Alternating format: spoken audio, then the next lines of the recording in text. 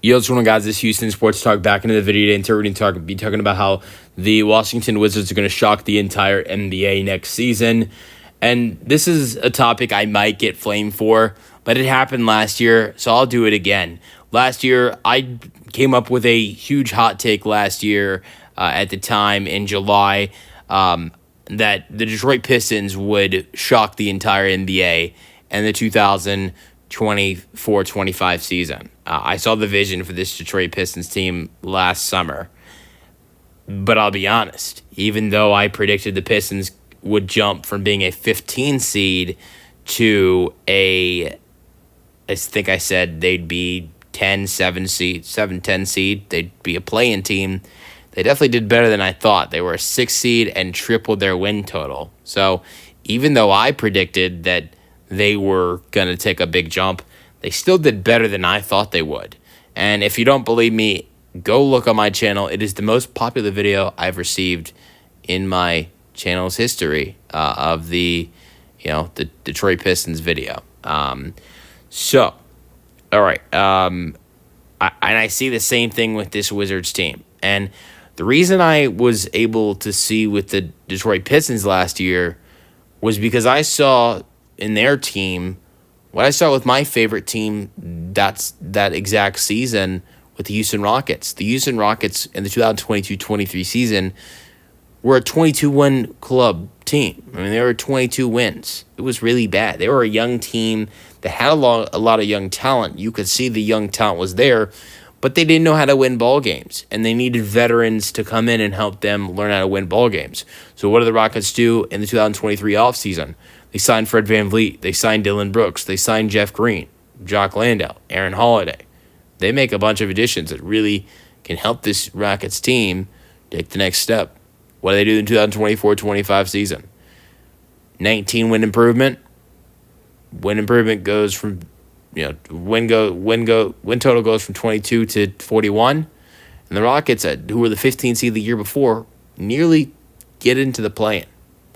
What happens this year, in that second year of this experiment of veterans mixed with young guys, they go to 52 wins, second in the West, and the first playoffs since the 2019-20 season. So I saw that with the Pistons because the Pistons had added in Tobias Harris, Malik Beasley, Tim Hardaway Jr., and all these veterans on their squad. Malik Beasley, if I didn't already mention him, they added in Dennis Schroeder during the trade deadline. They were a squad with a lot of veterans mixed with a lot of great young players. And before the Pistons, they didn't know how to win. They had under 20 wins. They had like 18, maybe 16. And actually, I think it was 14. But, they didn't know how to win, and they added veterans next to young guys, and the Pistons turn into a good team. Had like 46 wins this year with the 6th seed and the Eastern Conference. Played a team with a lot of playoff experience in the Knicks in the playoffs, and they still took them to 6 games, even though they were such a young squad. And so you see that. Now let's look at this Wizards team.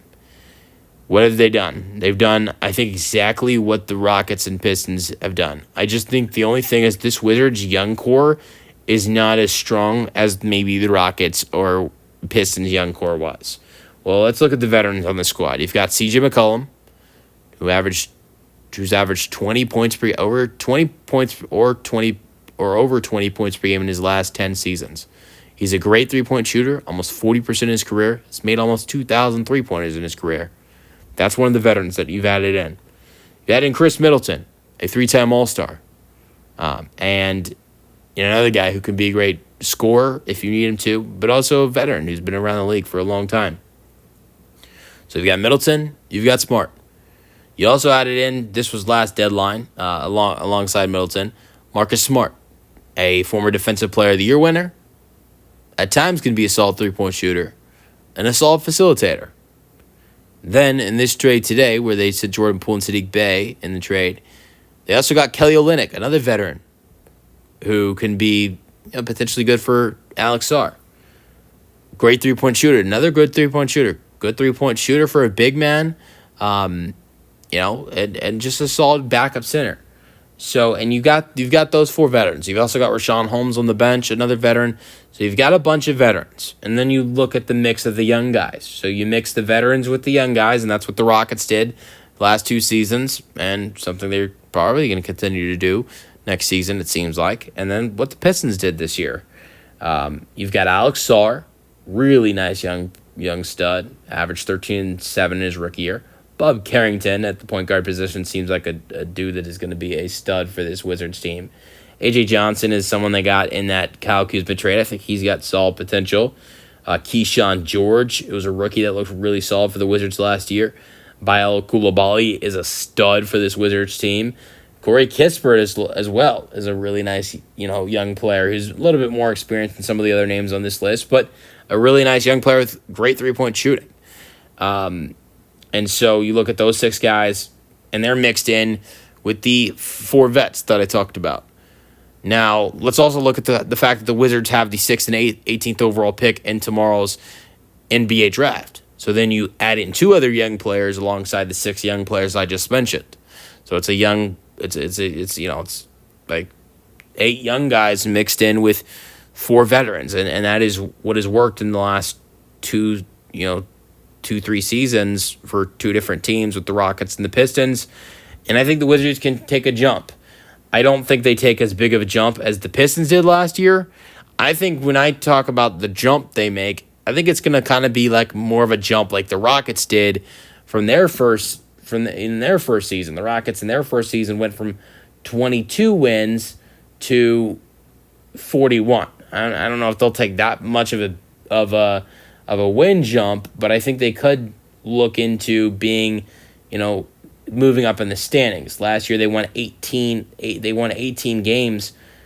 Look, I think they could, if they keep the veterans and the young guys together. I'm just assuming, I think if they draft well at 6 and 18 tomorrow, and they keep McCollum, keep Middleton, keep Smart, keep Olynyk the entire season, not just half the season, then trade them at the deadline, and then start, playing terrible at the end of the season. I think if they keep the veterans and the young guys together, which this is also a long shot, because if things aren't going well, they're going to trade them. They're going to look to trade guys like CJ, Chris, Marcus, and Kelly. But if they all play well together and it works like it's worked with the Pistons and the Rockets, and things start going well, I could see them going over 30 wins, to the point where maybe they reach 32, 35 wins. And that could take them to being 12 to 10 seed, which is a big improvement from being 18 wins in the 15 seed. So, but the talent is there with the veterans that are very talented in CJ McCollum and Chris Middleton, Marcus Smart, and Kelly Olynyk, and then the mix of young guys. Coulibaly is great.